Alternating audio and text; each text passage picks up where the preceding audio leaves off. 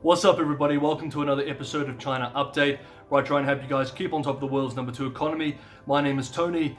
This episode will be coming out about 2 days earlier than usual. Next week, we'll go back to weekend releases. Let's jump in.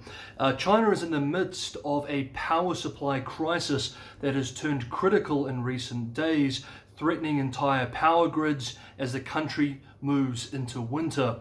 We touched on this last week, so this shouldn't be too much a surprise for you guys who normally watch the show, but the situation this week is looking much more serious. In the past month, 16 out of 31 provincial jurisdictions, including critical industrial centers like the Pearl River Delta, which houses megacities like Shenzhen and Canton, have rolled out electricity rationing measures. If these measures become any tighter, it could have a devastating impact on local industrial performance.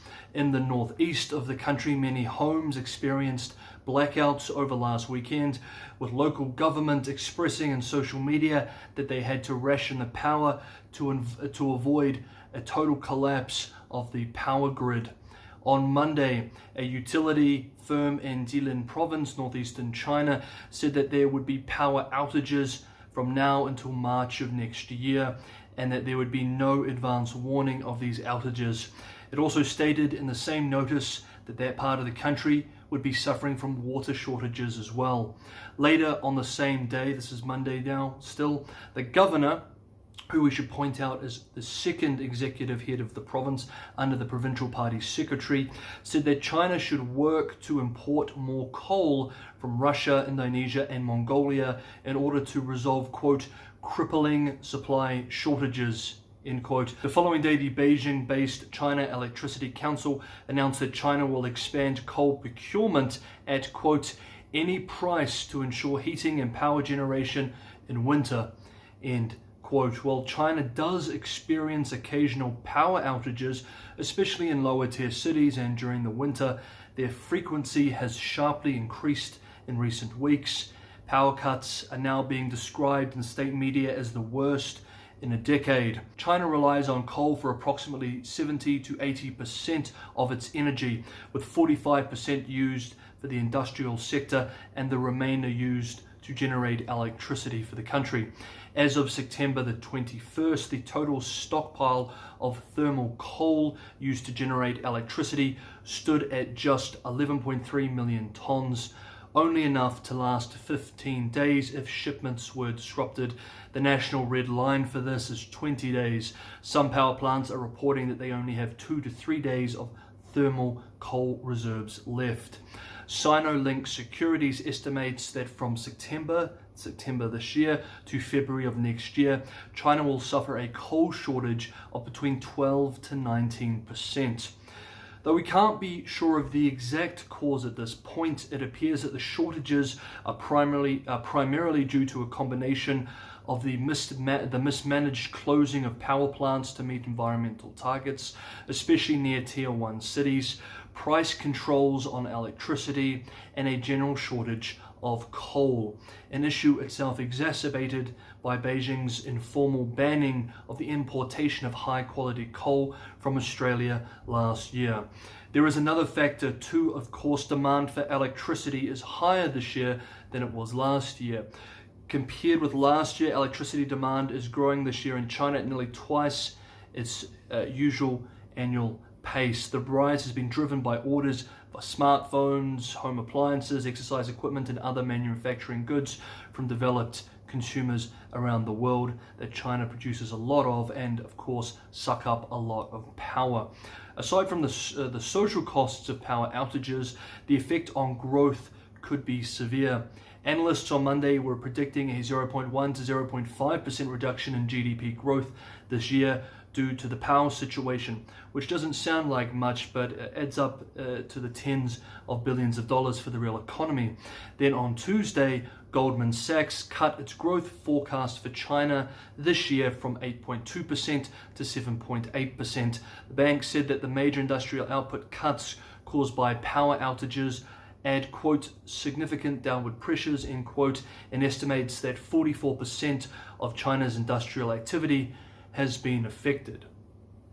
Next up, over last weekend, Meng, Wanzhou the Huawei chief financial officer, facing trial in Canada for extradition to the United States, was released after agreeing to a deferred prosecution agreement and soon after returned to the Chinese mainland. In a move showcasing Beijing's confidence, the two Michaels, who were detained over 1,000 days ago shortly after Meng's arrest in Canada, were released at the same time, making it clear to a global audience that their detentions were indeed linked to the Meng case, despite repeated denials from PRC officials. A warning that Beijing is more than happy to engage in this form of diplomatic behavior, even with strong middle powers, if national interests are threatened. However, on Tuesday, perhaps due to bad press internationally, officials went on the offensive.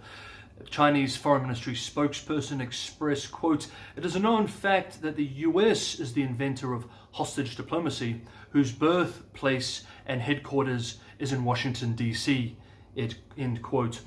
Okay, so what was the official reason first for the release of Meng on the US and Canadian side? Quote, "In entering into the deferred prosecution agreement, Meng has taken responsibility for her principal role in perpetuating a scheme to defraud a global financial institution.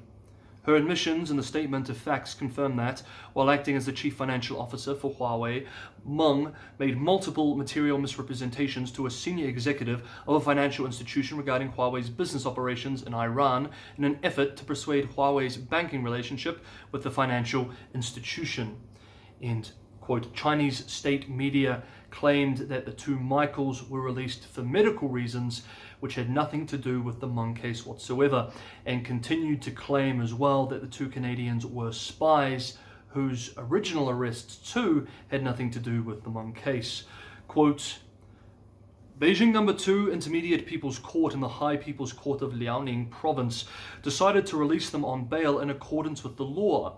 Ironically, as the two Canadians touched down in Canada, the Canadian intelligence eagerly welcomed them, which proved their identities and activities of spies are not made up by China." End quote. End quote. The Meng Wanzhou incident is completely different in essence from the two Canadians' cases. The Meng Wanzhou incident is a political frame-up and persecution against the Chinese citizen, an act designed to hobble Chinese high-tech companies. Michael Kovrig and Michael Spavor, sentenced of committing crimes endangering national security of China, applied for release on bail for medical reasons. End quote. Chinese media was awash for days with coverage of the Meng release, which was framed domestically as a great nationalist victory against an arrogant and overreaching United States, a sign of strength for the party, for the country, and for the Chinese race.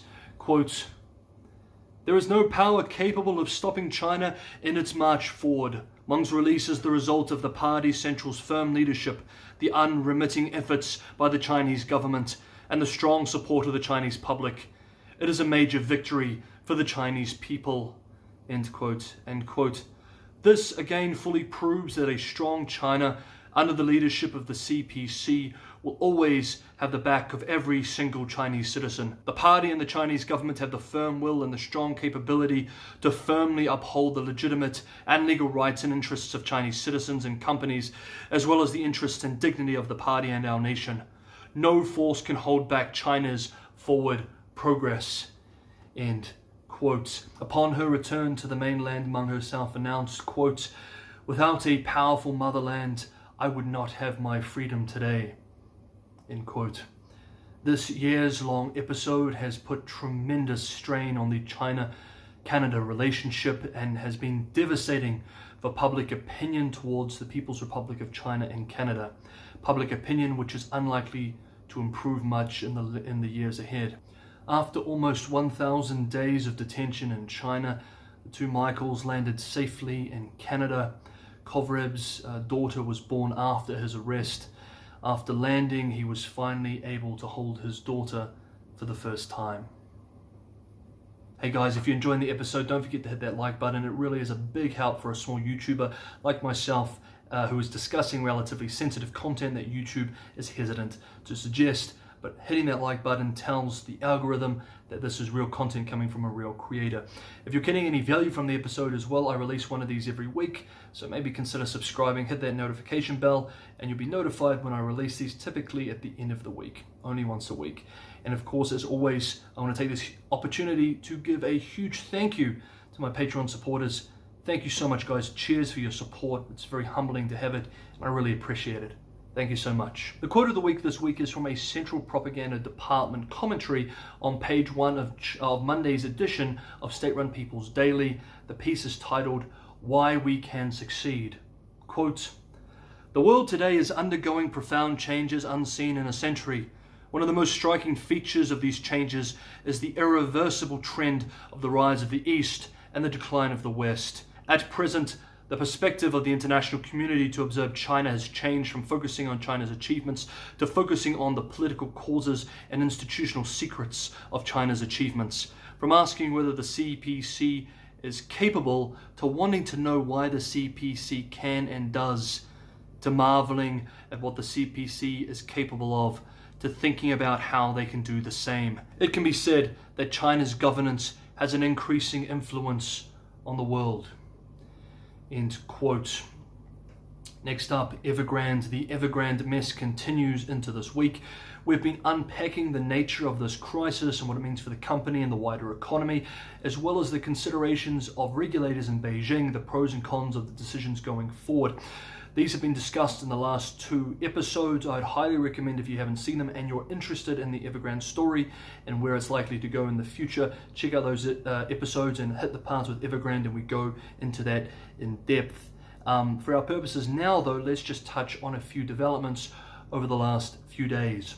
This week it was discovered that multiple local governments have taken control over China Evergrande real estate projects pre-sale revenue since August. You guys will remember we talked about how one major source of funding for Evergrande was selling properties, selling apartments off the plan to home buyers years in advance. Sometimes the home buyers would put down 100%. Of course, these home buyers are borrowing from banks to put down that 100%. Some of them are worried that they may not receive their homes. While this is good for buyers, these moves from local governments, it does put more liquidity pressure on Evergrande to get projects complete, as pre-sales were a big financing factor before. We learned over the weekend that Evergrande's EV, electric vehicle unit, has seen losses in the tens of billions of RMB. The electric vehicle company announced that it has suspended paying some of its operating expenses, and some suppliers have stopped work.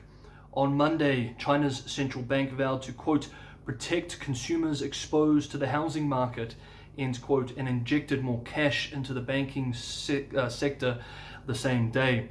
However, in the announcement, the People's Bank of China made no mention of Evergrande, even though it was likely responding to concerns over the indebted property developer. It has been reported this week that Beijing is pushing government-owned firms and state-backed property developers to purchase some of China Evergrande's assets. Potential buyers of Evergrande's core assets in Wanzhou have been quote-unquote arranged with, quote, both political and commercial considerations in mind, end quote. We sort of saw this coming 2 weeks ago. We said this was going to be a likely response from the government. Now, on this point, for example, on Wednesday, it was reported, Wednesday today, actually, it was reported that Evergrande signed an agreement to sell almost 20% of the shares in Shengjing Bank for just under 10 billion RMB, or about $1.55 billion US, to a state-owned enterprise. Now, this bank should ring a bell for some of you guys because we discussed it last week. Evergrande is a majority owner of this bank, but a Caixin investigation discovered that the bank had also purchased $15 billion US worth of bonds from Evergrande. In fact, with the 20% equity sale, Evergrande will not receive any cash for this sale, as the proceeds will be used to pay the developer's debt owed to this bank. So a state-owned enterprise is purchasing 20% of this bank from Evergrande for an amount equal to 1/10 of the money owed to that bank by Evergrande. This is the sort of deal that only a state-owned enterprise would likely be involved in. We will continue following Evergrande's slow and painful fall in the coming weeks. And last up, construction of the Shanghai, Chongqing, Chengdu high-speed rail line running east to west alongside the Yangtze River has officially begun. The project is estimated to cost around $82.1 billion US. Trains will run at 130 kilometers per hour. I don't know how many miles that is. I'm sorry, I never learnt miles. Google it, it's fast. Between Chengdu, the capital of Sichuan province in the south west of the country, along the Yangtze River, through major cities like Chongqing, Wuhan, Nanjing, and terminating in Shanghai. The Yangtze River economic belt accounts for over 40% of China's population and about 40% of GDP as well, and will slash the current travel times from 16 hours to 6 hours. Okay guys, I know this was a little bit early, but I hope you didn't mind. We had a couple of important stories we had to touch on. Next week things should be back to normal. As always, throw your comments below. I always love hearing from you guys. Wherever you are, I hope you're keeping safe and keeping sane. I will see you next time on China Update.